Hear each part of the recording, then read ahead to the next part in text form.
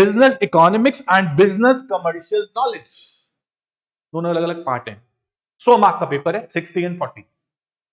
Business economics के अंदर मैं आपको पढ़ाऊंगा कुछ ऐसे चैप्टर्स जो आपको मदद करेंगे, आपकी हेल्प करेंगे practical life problem in business में कैसे आप इकोनॉमिक्स थ्योरीज को अप्लाई करेंगे।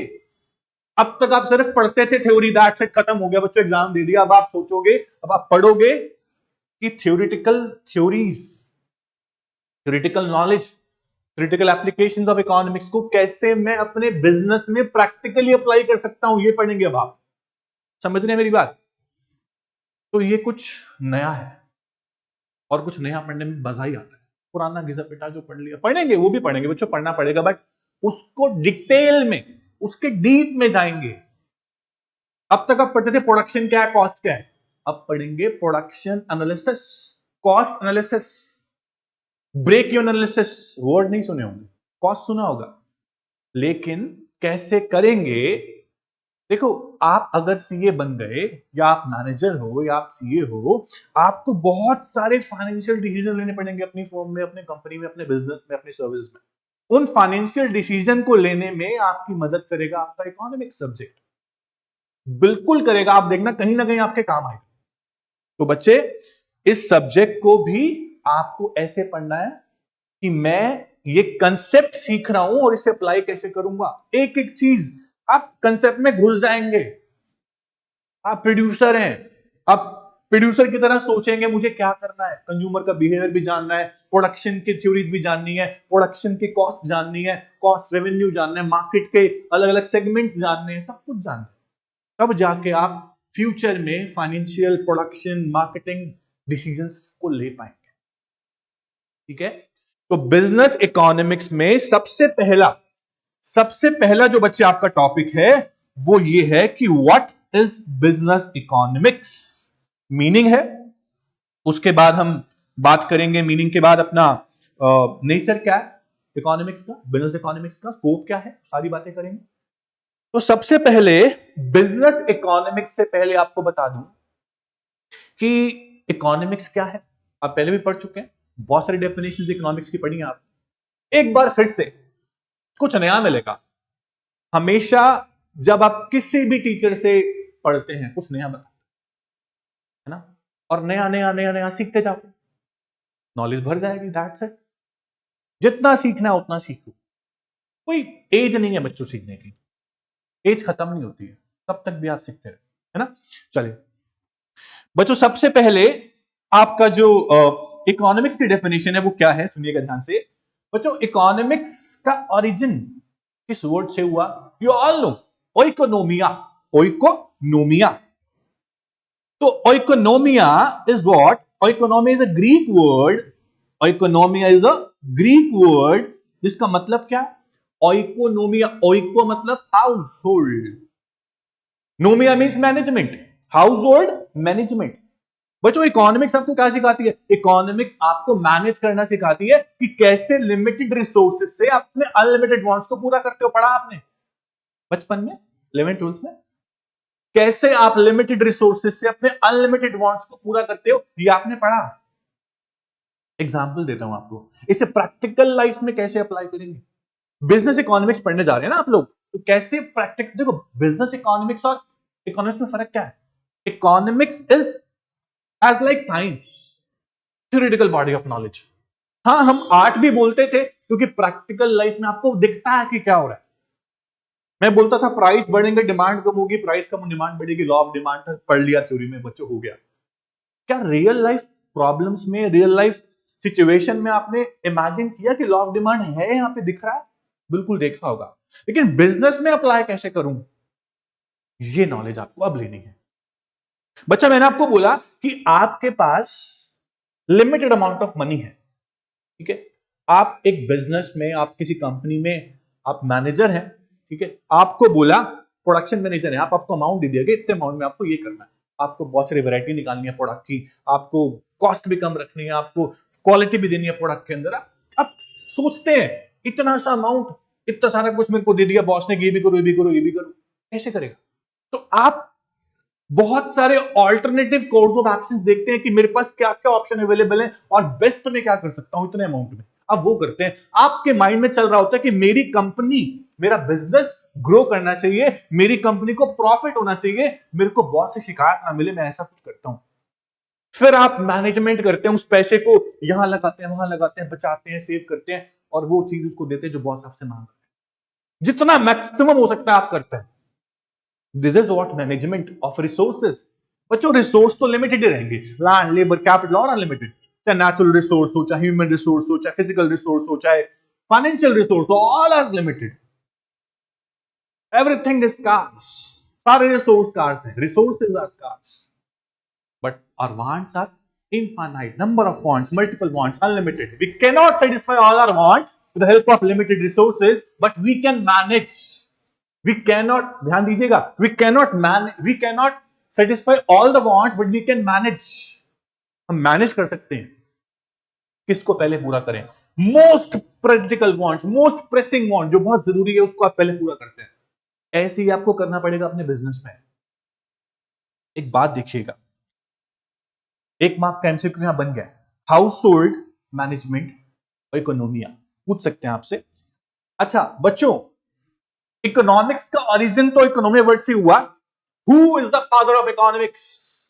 इकोनॉमिक्स के फादर, पिताजी कौन है? Adam Smith. नाम नहीं भूलना है, एडम स्मिथ।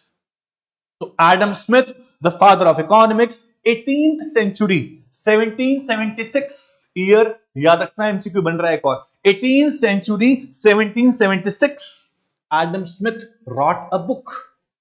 कौन है एडम स्मिथ? कौन सी बुक सर? एडम स्मिथ कौन है, बुक कौन सी है बताओ। इनको आप नहीं भूल सकते बच्चों। He is the father of economics, Adam Smith.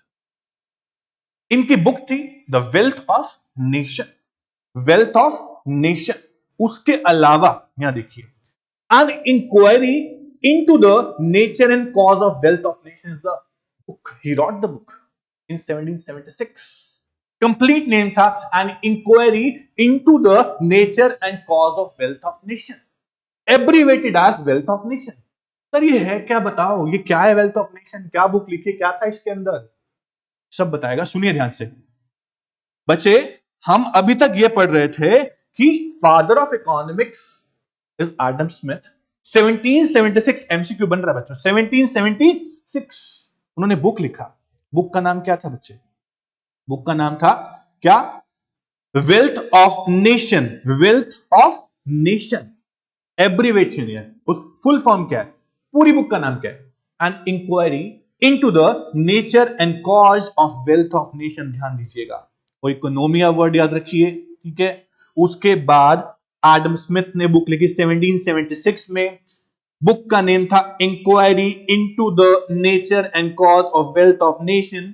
बच्चों 18th सेंचुरी में एडम स्मिथ ने जो बुक लिखी वहां क्या, वहां ये बताया, उन्होंने स्टडी किया कि इकोनॉमिक्स क्या है। इकोनॉमिक्स स्टडी है इसकी, किसी भी इकोनॉमी की वेल्थ की। What is wealth? Wealth is income और इनकम इज वेल्थ। व्हाट? क्या इनकम वेल्थ है, वेल्थ इनकम है? क्या है? वेल्थ और इनकम दोनों अलग अलग चीजें बच्चे। Wealth is what? Wealth is जो हम सेव कर चुके हैं, हमारे पास पड़ा हुआ है, हमारा, हमारी एसेट्स, हमारा पैसा जो पड़ा हुआ है, जो आज करंट में कमा रहे हैं, इनकम। वेल्थ किस फॉर्म में हो सकती है बच्चों? आपकी वेल्थ आज आप बोलते हो मनी की फॉर्म में होती है, राइट। आप बोलते हो मेरी वेल्थ एसेट्स की फॉर्म में, आप बोलते हो मेरी वेल्थ गोल्ड की फॉर्म में, आप बोलते हो मेरी वेल्थ एसेट्स की फॉर्म में, शेयर्स की फॉर्म में, बॉन्ड्स की फॉर्म में है। बच्चों वेल्थ, एडम स्मिथ बोलते हैं कि किसी इकोनॉमी की वेल्थ का नेचर कैसा है और कॉज उसके क्या है, कैसे इकोनॉमी वेल्थ बनाती है, कैसे इकोनॉमी अपनी वेल्थ क्रिएट करती है, उसके रीजन कॉज क्या है, उसको स्टडी करना इज इकोनॉमिक्स। कैसे इकोनॉमी कॉम्पिटिटिव एनवायरनमेंट के अंदर, कॉम्पिटिटिव एनवायरनमेंट के अंदर अपने आप को ग्रो करती है, कैसे प्राइवेट इंटरप्राइजेस कॉम्पिटिटिव एनवायरनमेंट के अंदर अपना गोल प्रॉफिट मैक्सिमाइज करके अपने बिजनेस को चलाते हैं। This is what economics. मतलब फोकस कहां था? फोकस था वेल्थ पे, पैसा बनाना, है ना। तो एडम स्मिथ का फोकस वेल्थ पे था। टाइम के साथ साथ, सिविलाइजेशन के साथ साथ इकोनॉमिक्स आते गए, डेफिनेशन देते चले गए, इकोनॉमिक्स ये होता है, इकोनॉमिक्स वो होता है। तो इकोनॉमिक्स की डेफिनेशन बहुत सारी है। आपको याद रखना है कि wealth definition is given by who? आप बोलोगे एडम स्मिथ। कब? 1776, सेंचुरी 18 सेंचुरी खत्म हो गया। ऐसे एमसीक्यू फटाफट हो जाएगा, आप याद रखें, ठीक है। अच्छा, उसके बाद आते हैं एडम स्मिथ के बाद आते हैं अल्फ्रेड मार्शल। अल्फ्रेड मार्शल नाम रखना याद, अल्फ्रेड मार्शल। अल्फ्रेड मार्शल बोलते हैं कि economics is the study of people in the ordinary business of life. People human, Mankind, कैसे इंसान, कैसे ह्यूमन अपने आप का बिहेवियर बदलता रहता है अपने वांट्स को सेटिस्फाई करने के लिए। एक सोसाइटी कैसे लिमिटेड रिसोर्सेज से अपने वांट्स को पूरा करती है, वो भी बोलते हैं। मतलब सोसाइटी की बात कर रहे हैं। वेलफेयर कैसे मेंटेन होगा, इकोनॉमी का वेलफेयर कैसे मेंटेन होगा, सोसाइटी का लेवल, लिविंग स्टैंडर्ड कैसे इंप्रूव किया जाएगा, उसकी बातें करना है इकोनॉमिक्स। उनको स्टडी करना है इकोनॉमिक्स। ये कौन बोलता है? Alfred Marshall. इन्होंने दी welfare definition. Wealth not, welfare definition. Wealth definition given by Adam Smith and welfare definition given by Alfred Marshall. उसके बाद आते हैं सर लर्नल रॉबिन्स। रॉबिन्स क्या कहते हैं? लंदन स्कूल ऑफ इकोनॉमिक्स से पढ़े हुए रॉबिन्स क्या कहते हैं? रॉबिन्स बोलते हैं कि इकोनॉमिक्स इज व्हाट? इकोनॉमिक्स क्या है? कि लिमिटेड रिसोर्सेज से और जिनके रिसोर्सेज ऑल्टरनेटिव हैं उनसे हम अपने मैक्सिमम वांट्स कैसे पूरे करते हैं। सिर्फ इसकी बात की, वेलफेयर की बात ही नहीं कर रहे, वो बात कर रहे हैं। उन्होंने डेफिनेशन कौन सी दी? उन्होंने डेफिनेशन दी स्कार्सिटी डेफिनेशन। शॉर्ट में बता रहा हूं, स्कार्सिटी डेफिनेशन। एडम स्मिथ ने कौन सी दी? Wealth definition. अल्फ्रेड मार्शल ने कौन सी दी? Welfare definition. इसके बाद आते हैं पॉल ए सैमुअल्सन। सैमुअल्सन क्या बोलते हैं? इकोनॉमिक्स क्या है? किसी भी इकोनॉमी की ग्रोथ और डेवलपमेंट को आप स्टडी करो। किसी भी इकोनॉमी का जीडीपी आप स्टडी करो, वो कैसे ग्रो करती है, कौन कौन से फैक्टर्स किसी कंट्री की ग्रोथ को अफेक्ट करते हैं, उनको स्टडी करो इज इकोनॉमिक्स। तो पॉल ए सैमुअल्सन ने डेफिनेशन दी, तो कौन सी दी? आप बोलोगे बच्चा growth and development definition. Growth and development definition दी बस। तो सबके कुछ ना कुछ एब्रीवेशन बन जाते हैं, ऐसे आप याद रखेंगे बच्चा। इसके बाद सब डेफिनेशन से फंडामेंटल फैक्ट क्या निकलता है? सारी डेफिनेशन में कॉमन बात क्या है? कि रिसोर्स आर लिमिटेड। आपको लगा होगा कुछ डेफिनेशन सेम लग रही है, बट सबके फंडामेंटल फैक्ट यही है कि इकोनॉमिक्स में हम हमेशा पढ़ते हैं कि wants are unlimited and satisfy जो करना है वांट्स को, जो रिसोर्सेज हैं दे आर स्कार्स, यानी कि लिमिटेड। बस इतना जान लो, दो फंडामेंटल फैक्ट क्या बन सकता है? Resource limited, wants unlimited. चलो बच्चों, अब मैं आपको बताता हूं कि बिजनेस इकोनॉमिक्स और इकोनॉमिक्स में क्या डिफरेंस है। अब तक हमने क्या पढ़ा? इकोनॉमिक्स क्या। अब सुनिए बिजनेस इकोनॉमिक्स क्या। बिजनेस इकोनॉमिक्स क्या है बच्चों? आप जब ये थ्योरीज जो पढ़ेंगे, cost, production, demand, supply, market, revenue, इन सारी थ्योरीज को जब आप अपने बिजनेस में अप्लाई करते हैं और किसी प्रॉब्लम का सॉल्यूशन निकालते हैं, उसे बोलते हैं बिजनेस इकोनॉमिक्स। मैं बोल सकता हूं business economics is based upon micro economics elements only. Macro में थोड़ा थोड़ा, माइक्रो पे ज्यादा बेस्ड है business economics. And business economics is also called managerial economics. Why? एक मैनेजर को जब अपनी कंपनी में, अपनी फर्म में, कहीं भी अपने बिजनेस में डिसीजन लेना पड़ता है, तो वो बिजनेस इकोनॉमिक्स की थ्योरी को अप्लाई करता है अपने बिजनेस में। तो मैंने बोला कि मैनेजर को हेल्प जो मिली, मैनेजर को जो मदद मिली, वो मिली बिजनेस इकोनॉमिक्स से। तो उसको हमने नाम दे दिया अप्लाइड इकोनॉमिक्स, या फिर बिजनेस इकोनॉमिक्स, या फिर मैनेजरियल इकोनॉमिक्स। तो मैनेजर यूज करता है इस इकोनॉमिक्स थ्योरीज को। इवन मैनेजर नहीं, हर प्रोफेशनल, हर बंदा बिजनेस इकोनॉमिक्स को अपने बिजनेस में अप्लाई करेगा ही करेगा, इधर डायरेक्टली और इनडायरेक्टली, आप देखिएगा।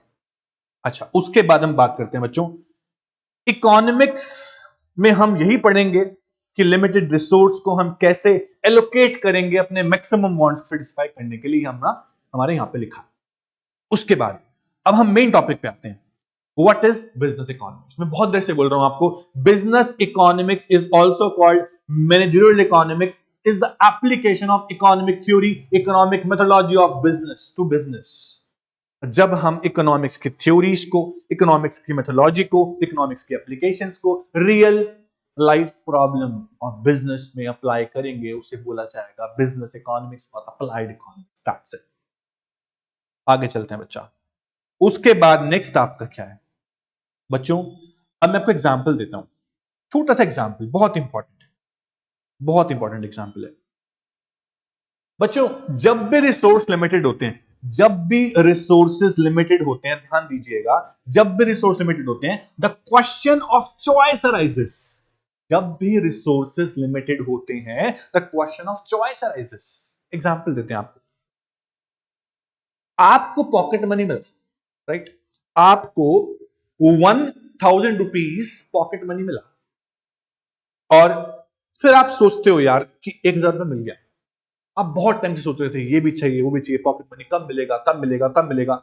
आपके पेरेंट्स ने आपको पॉकेट मनी दिया 1000 rupees and you are thinking about कि इसका क्या करूं।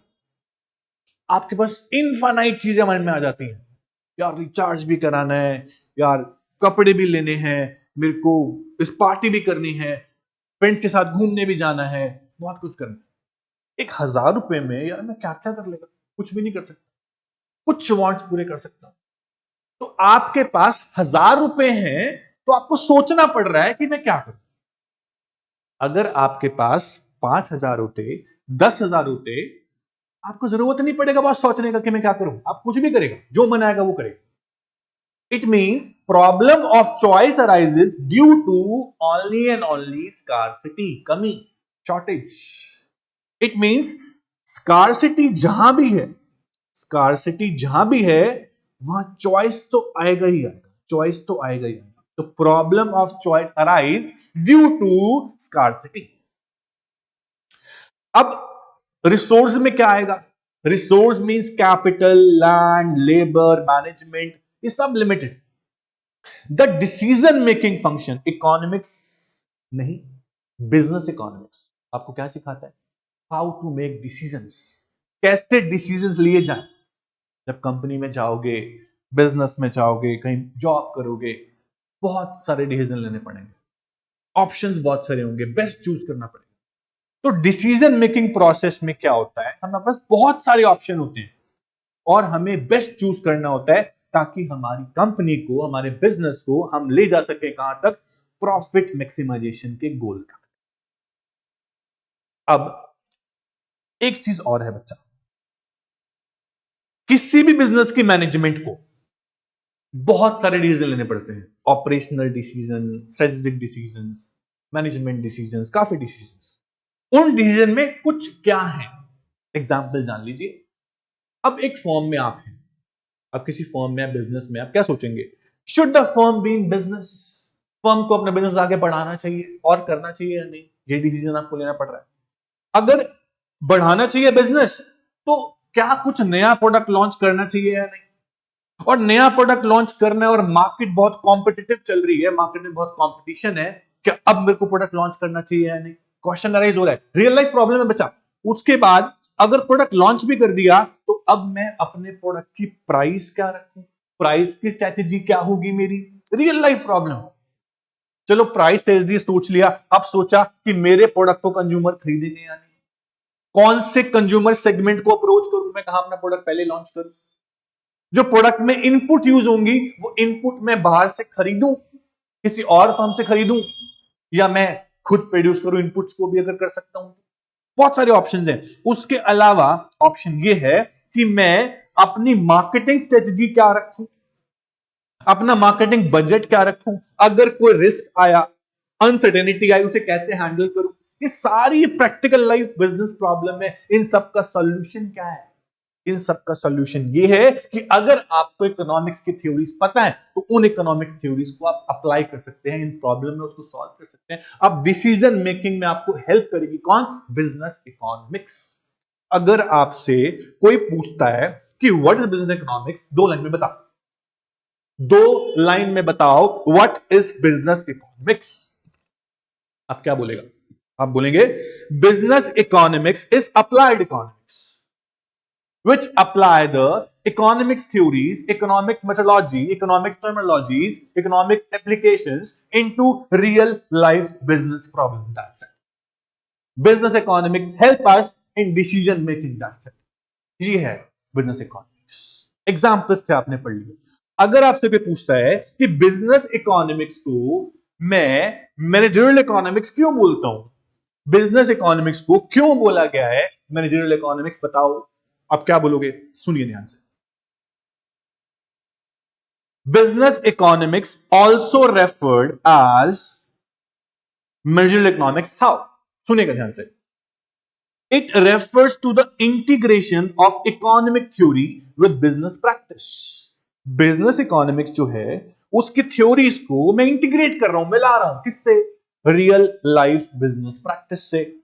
उसके बाद मैं बोल रहा हूं कि बिजनेस इकोनॉमिक्स जो है प्रोवाइड द टूल्स, जैसे कि demand, supply, cost, price, competition, ये सब सारे टूल्स जो हैं applied in the process of decision making. तब हमें मदद मिलती है डिसीजन लेने.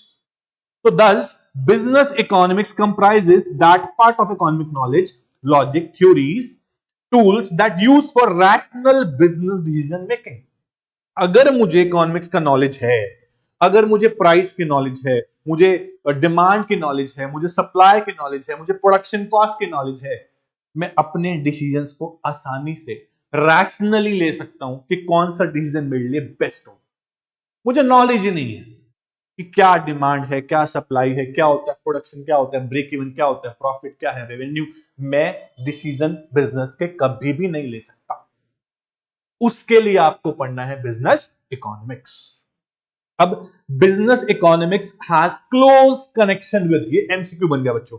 Business economics have close connection with what? Business economics has close connection with economic theory, मतलब micro as well as macro. But अगर आपसे पूछेंगे business economics is more close to, business economics is more close to, आप बोलेगा micro economics not macro economics. उसके बाद बोल रहा है अ प्रोफेशनल, सुनिएगा बच्चों ध्यान से, a professional business economist has to integrate the concept of methods from all these disciplines in order to understand and analyze the practical managerial problems.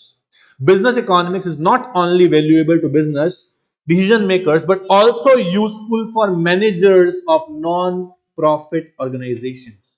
चाहे प्रॉफिट ऑर्गेनाइजेशन हो, चाहे नॉन प्रॉफिट ऑर्गेनाइजेशन हो, business economics को वहां भी आपको apply करना पड़ सकता है. एक मैनेजर को वहां भी अप्लाई करना पड़ सकता है इन थ्योरीज को. तो बिजनेस इकोनॉमिक्स की एप्लीकेशंस को आप हर जगह अप्लाई कर सकते हैं अपने किसी भी टाइप के बिजनेस में. इसलिए हम बोलते हैं business economics is applied economics और मैनेजरियल इकोनॉमिक्स. ये सिंपल सॉल्यूशन. आपको सब्जेक्टिव पेपर नहीं आना बच्चा, आपको ऑब्जेक्टिव पेपर आना है. आप सारे एमसीक्यू जहां से बन सकते हैं मैं आपको बोल रहा हूं, आपको बता रहा हूं, उसे अंडरलाइन करिए, उसको देखिए कहां एमसीक्यू बन रहा है, उसका क्या आंसर मार्क करना है. ठीक है, तभी आपको पढ़ने में आगे मजा आएगा और आप आंसर सॉल्व कर पाएंगे. जब आपके एमसीक्यू सॉल्व होंगे तो और मजा आएगा कि मैं सॉल्व कर पा रहा हूं, मैंने पढ़ा अच्छे से. ठीक है बच्चा. उसके बाद अब छोटी सी डेफिनेशन है जो जोएल डीन ने दी है. जोएल डीन क्या बोलते हैं? Business economics is what? Business economics को डिफाइन किया उन्होंने in terms of economic analysis in the formulation of business policy. जब भी कोई बिजनेस पॉलिसी बनाएगा तो बिजनेस इकोनॉमिक्स की थ्योरी को 100% अप्लाई करेगा उन पॉलिसी मेकिंग डिसीजंस में. इसलिए उन्होंने बोला कि business economics is what? Business economics is application of economic theories into the policy formulation. उसके बाद इकोनॉमिक्स का सब्जेक्ट मैटर क्या है? तो आप बोलोगे economics includes two major components, micro economics and macro economics. ठीक है बच्चा. अब मैंने आपको बोला कि माइक्रो इज मोर कनेक्टेड और मैक्रो इज मोर कनेक्टेड. आप बोलोगे sir micro economics is more connected. How? हम पढ़ेंगे नेक्स्ट टॉपिक में. और नेक्स्ट टॉपिक में क्या लिखा होगा कि माइक्रो इकोनॉमिक्स ज्यादा कनेक्टेड क्यों है बिजनेस इकोनॉमिक्स के. ठीक है. तो सब्जेक्ट मैटर क्या होता है? Subject matter is what? की इकोनॉमिक्स क्या इंक्लूड करके चलती है. बिजनेस इकोनॉमिक्स के कंपोनेंट्स क्या हैं? तो आप बोलोगे दो पार्ट्स हैं, क्या? माइक्रो और मैक्रो. ठीक है बच्चों. इसके बाद अब माइक्रो इकोनॉमिक्स क्या है बच्चे? माइक्रो इकोनॉमिक्स और मैक्रो इकोनॉमिक्स आप अपनी क्लास 12th 11th में पढ़ चुके हैं कि क्या होता है। एक बार फिर से, माइक्रो इकोनॉमिक्स क्या था? Micro economics refers to the study of an individual economic units, individual economic units such as एक इंडिविजुअल कंज्यूमर, इंडिविजुअल फर्म और प्रोड्यूसर, इंडिविजुअल इनकम की बात कर लो, इंडिविजुअल डिमांड की बात कर लो, ये सब पढ़ा हमने माइक्रो में। तो माइक्रो इकोनॉमिक्स का जो स्कोप है वो नैरो है, क्योंकि वो सिर्फ बच्चों माइक्रोस्कोप होता है ना, माइक्रोस्कोप से आप क्या देखते हो कि छोटी सी चीज को फोकस करके देखते हो, इसके अंदर क्या, इसका क्या बिहेवियर है। ऐसे माइक्रो इकोनॉमिक्स है। माइक्रो इकोनॉमिक्स इंडिविजुअल यूनिट्स को फोकस करके देखता है कि ये क्या है। फॉर एग्जाम्पल, कंज्यूमर का बिहेवियर जानना है, आपको नया प्रोडक्ट लॉन्च करना है, आपको नया प्रोडक्ट लॉन्च करने का, आप देखता है कंज्यूमर का बिहेवियर क्या है, मेरे प्रोडक्ट को खरीदेगा नहीं खरीदेगा, आप टेस्ट करते हैं। तो micro economics is what? Individual economic unit का बिहेवियर जानना, ठीक है। उसके अलावा किसी इंडिविजुअल आप प्रोडक्ट है आपके पास और उस प्रोडक्ट का प्राइस सेट करना चाहते हैं, आप प्राइस स्ट्रेटजी फॉर्मुलेशन करते हैं कि प्राइस में क्या रखूं, इसका प्राइस रखूंगा तो मार्केट में बिकेगा या नहीं बिकेगा। आप सिर्फ एक प्राइस की बात कर रहे हैं पर्टिकुलर किसी कॉमोडिटी की, आप इंडिविजुअल इनकम की बात करते हैं। ये सब चीजें किसमें आता है? माइक्रो में आता है, ठीक है। अच्छा, माइक्रो इकोनॉमिक्स की हम बात कर रहे हैं। Micro economics is basically the study of behavior of different individuals and organizations within the economic system. In other words, microeconomics examine how the individual units, consumer या firm, make decisions as how to efficiently allocate the resources जो scarce हैं, and focus is on small number of groups rather than economy as a whole. Micro में हम small individual unit पे focus करते हैं, ना कि पूरी इकोनॉमी एज अ होल पे। अब माइक्रो के कुछ एलिमेंट्स हैं, प्राइसिंग डिसीजन हो गया, कंज्यूमर बिहेवियर हो गया, फैक्टर प्राइसिंग। फैक्टर प्राइसिंग क्या है? Land, labour, capital, entrepreneur, factor of production थे, लैंड का रेंट, लेबर का वेज, कैपिटल के लिए इंटरेस्ट, इन सब को हम बोलते हैं फैक्टर प्राइसिंग। उसके अलावा फर्म का बिहेवियर क्या है, इकोनॉमिक कंडीशन क्या है कुछ सेक्शन ऑफ पीपल की, या फिर इंडस्ट्री की लोकेशन आप देखना चाहते हो, तो ये सब चीजें माइक्रो एलिमेंट में आती है, मैक्रो में नहीं आती बच्चे। इसके बाद एक बात और जान लो कि मैक्रो इकोनॉमिक्स क्या है। Macro economics is the study of economy as a whole. मैं आपको डिफरेंस बताऊंगा दोनों बच्चों। माइक्रो इकोनॉमिक्स जो है ना, माइक्रो इकोनॉमिक्स के अगर आप जानते हैं टूल्स को कि माइक्रो इकोनॉमिक्स चलता किस टूल्स पे, किसकी हेल्प से चीजें सॉल्व करता, आप बोलोगे demand and supply are the tools of micro economics. Micro economics को आप बोलते हो कौन सी थ्योरी? आप बोलते थे बच्चों प्राइस थ्योरी, क्योंकि माइक्रो इकोनॉमिक्स डिटरमाइन करती है कमोडिटी के प्राइसेस। एक होता है प्राइस, एक होता है price level. Price is individual unit, price level is bigger term. Price level, inflation और डिफ्लेशन, ये मैक्रो का एलिमेंट हुआ बच्चा। तो price theory is micro and income and employment theory is macro, जब हम पूरी इकोनॉमी की बात कर देते हैं। तो माइक्रो के टूल्स, माइक्रो के अदर नेम जो है वो क्या है? प्राइस थ्योरी है, और टूल्स हैं आपके डिमांड और सप्लाई, ध्यान रखिएगा। उसके बाद बच्चों मैक्रो क्या है? तो आप बोलेंगे macro economics is the study of overall economic phenomena और the economy as a whole. आप पहले पढ़ चुके हैं बच्चों। माइक्रो इकोनॉमिक्स का बिल्कुल ऑपोजिट रिएक्शन की मैक्रो क्या है कि macro is the study of economy as a whole. Macro aggregate पे काम करती है। एक बात जान लो, एक छोटा सा आपको मैं डिफरेंस बताता हूं माइक्रो मैक्रो में, जो बहुत इंपॉर्टेंट है। अगर मैंने बोला बच्चों, कौन सा पॉइंट मैंने बोला? एग्रीगेशन। क्या बोला मैंने बच्चों? एग्रीगेशन। एग्रीगेशन मतलब होता है टोटल। बच्चों एग्रीगेशन जो होता है, माइक्रो में कितना और मैक्रो में कितना बताओ, ऐसा पूछ लिया गया आपसे। माइक्रो इकोनॉमिक्स के अंदर जो एग्रीगेशन होगा बच्चा, वो लिमिटेड एग्रीगेशन होगा, और मैक्रो इकोनॉमिक्स में एग्रीगेशन जो होगा वो होगा आपका अनलिमिटेड एग्रीगेशन। एग्जांपल देता हूं आपको। मान लीजिए अब माइक्रो की बात कर रहे हैं। अब माइक्रो में क्या करते थे बच्चों?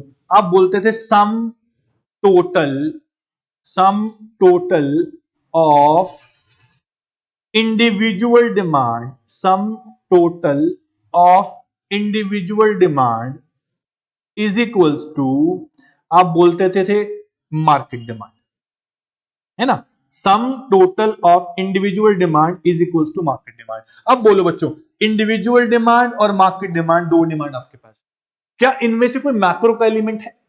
क्या इनमें से कोई मैक्रो का एलिमेंट है? हमने एग्रीगेट तो यहां पर भी किया, इंडिविजुअल डिमांड को ऐड करके मार्केट डिमांड निकाल दिया, क्या इनमें कोई मैक्रो एलिमेंट है क्या? बोलेंगे नहीं है। मार्केट डिमांड भी माइक्रो का एलिमेंट है। बट अगर मैं बोलता हूं कि sum total of market demand, sum total of market demand, तो आप बोलते हो is equals to aggregate demand. क्या बोलते हो? Aggregate demand. अब एग्रीगेट डिमांड जो है वो क्या है? तो आप बोलोगे aggregate demand is macro element, क्योंकि aggregate demand, total demand of goods and services by all the sectors in the economy at a given period of time. तो मैक्रो इकोनॉमिक्स में जो एग्रीगेशन हुआ वो ज्यादा हुआ। माइक्रो में भी एग्रीगेशन होता है, लेकिन up to a certain limit, like individual demand is equal to market demand, individual supply का sum is equals to market supply. Macro में हम उन मार्केट्स की डिमांड का भी समेशन कर देते हैं कि हमारे पास एग्रीगेट डिमांड आ जाता है बच्चों। तो मैक्रो में एग्रीगेशन ज्यादा होता है। अब माइक्रो में क्या पढ़ते थे? Individual income level. मैक्रो में क्या पढ़ेंगे? National income level.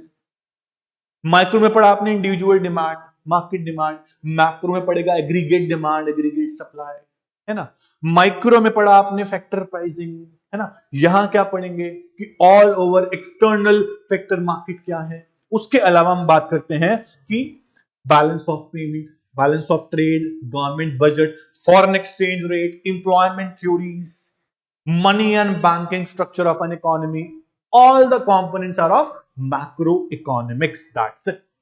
उसके बाद अब एक चीज और जान लो बच्चा, बहुत इंपॉर्टेंट, बहुत इंपॉर्टेंट, मतलब बहुत इंपॉर्टेंट, ठीक है, सुनिएगा ध्यान से।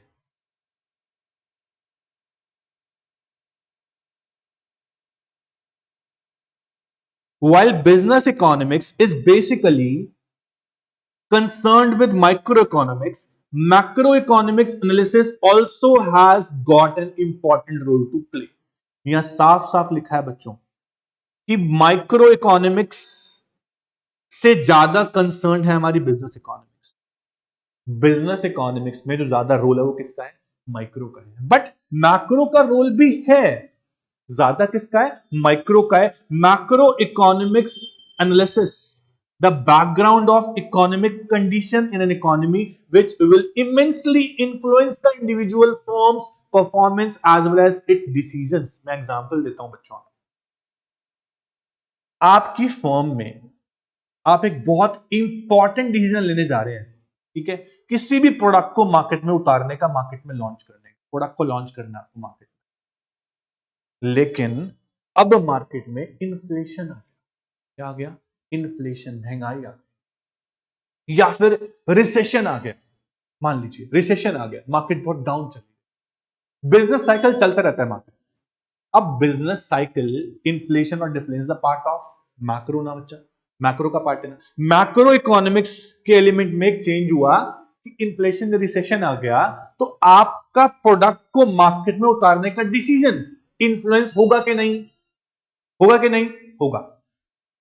अगर आप ये देख रहे हैं कि मार्केट में जब प्रोडक्ट को उतारना चाहते हैं तो बाहर का जो एनवायरमेंट है, आपने पढ़ा होगा बिजनेस एनवायरमेंट, एक्सटर्नल जो मार्केट के एनवायरमेंट के फैक्टर्स हैं वो हमारे इंडिविजुअल फर्म के डिसीजन को इन्फ्लुएंस कर सकते हैं। इसीलिए मैक्रो इकोनॉमिक्स एनवायरमेंट को भी जानना जरूरी है अगर आप डिसीजन मेकिंग करना चाहते हैं तो। इट मींस बिजनेस इकोनॉमिक्स में रोल माइक्रो का तो है ही है, बट मैक्रो का भी है। But most important is micro economics components in business economics. ठीक है बच्चों, अब यहां लिख रहा है कि business firms need a through understanding of macroeconomics environment in which they have to function। अगर किसी फर्म को मार्केट में फंक्शनिंग करनी है तो उसको बाहर का एनवायरमेंट भी जानना पड़ेगा, मैक्रो इकोनॉमिक्स एलिमेंट्स को भी जानना पड़ेगा। मोreover, long run trends in business world are determined by prevailing macroeconomic factors। आपको long run trends देखने हैं, आपको external issues देखने हैं, तो आपको मैक्रो की हेल्प भी लेनी पड़ेगी एक फर्म के डिसीजन मेकिंग के अंदर। तो कहीं ना कहीं मैक्रो का रोल भी इंपॉर्टेंट है। आपने ये पढ़ा, दैट्स इट बच्चों। आज हमने क्या क्या पढ़ लिया? आज आपकी फर्स्ट क्लास थी, ये चैप्टर थ्योरेटिकल है मान लिया, थोड़ा सा आपको लगेगा कि हाँ बोरिंग सा चल रहा है, बट एमसीक्यूज तो इस चैप्टर में से भी आएगा ना। हम चैप्टर 2 शुरू करते, मान लीजिए आज 1 नहीं करते, 1 बाद में कर लेते, पढ़ना तो ये भी था ना। तो आपको सबसे पहले मेरा पर्सनल जो एक एडवाइस है, पर्सनल जो मेरा थॉट है वो ये है कि आपको सबसे पहले बिजनेस इकोनॉमिक्स का इंट्रोडक्शन ही पढ़ना चाहिए कि वो है क्या। उसके बाद जाइए आगे के चैप्टर्स पे। हाँ बोलेंगे तो क्या हुआ, आगे के चैप्टर इंटरेस्टिंग आएंगे। देखो आप अगर किसी सब्जेक्ट को भी ना नॉलेज लेने के पर्पज से पढ़ेंगे ना, कुछ बोरिंग नहीं लगेगा बच्चे। आप एक एक लाइन का मतलब समझिए कि क्या है। आपके सारे एमसीक्यू जो सॉल्व होंगे ना, वो कंसेप्ट से होंगे, रीड करने से नहीं होंगे। तो आप कंसेप्ट समझना चाहते हो तो आपको समझना पड़ेगा चैप्टर को, चाहे वो थ्योरी हो चाहे वो प्रैक्टिकल।